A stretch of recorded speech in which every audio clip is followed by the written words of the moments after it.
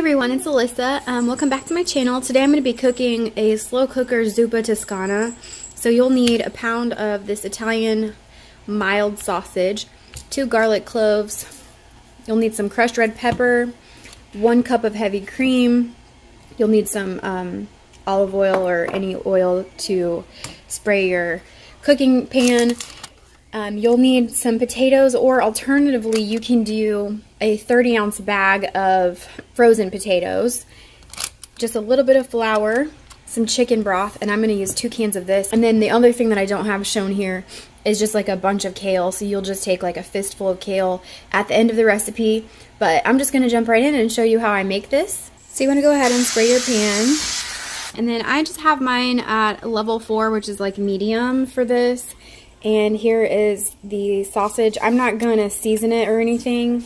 I apologize if you hear my cat running around like a maniac. She's nuts. So this is about the consistency that you want it to look, because since this is a soup, you don't want the ground beef to be too ground up. You want it to kind of stick together somewhat. But of course that's a preference. So if you don't want yours to look like this, you can continue to divide it up if you want. But at this point I'm just going to go ahead and brown it before I put it into the crock pot. So I rinsed off my yellow potatoes and I have started to cut them up into chunks, and I'm just going to transfer them into the slow cooker. And then I'm also going to do some minced garlic. I don't think I'm going to do the whole bag of potatoes, but I wanted to show you guys how I was cubing them since I didn't use the frozen potatoes. Here is my minced garlic. I'm really excited to use fresh garlic for this recipe because this time of year is, you know, flu season and everybody getting sick. So I am trying to use fresh onion and garlic whenever I can. I don't have fresh onion, unfortunately. So you can substitute onion powder or garlic powder as well if you don't have fresh garlic. So it's all about just making it work for whatever you have on hand. Okay, the meat looks really good. So keep in mind that if you do have some slightly pink spots, it's going to cook in the slow cooker. So I'm going to go ahead and strain this, and then I'll dump it into the crock pot and show you everything else. So I'm going to go ahead and add the chicken broth. So that's 1 can, and then 2 cans of broth. And then I'm just going to add about that much of my onion powder, and I'm going to stir. So after that's all incorporated, you want to go ahead and let that cook. I'm going to cook this on high for 4 hours, and I will check back in with you guys when I need to add the flour and the heavy whipping cream. We're ready now to incorporate the final ingredients. This is what it looks like since it's been cooking. And we're going to do 2 tablespoons of flour, some crushed red pepper if you want to. If you don't, then you definitely don't have to. And then I've poured my 2 cups of heavy whipping cream here. I'm going to try to do this quickly because my baby is upset.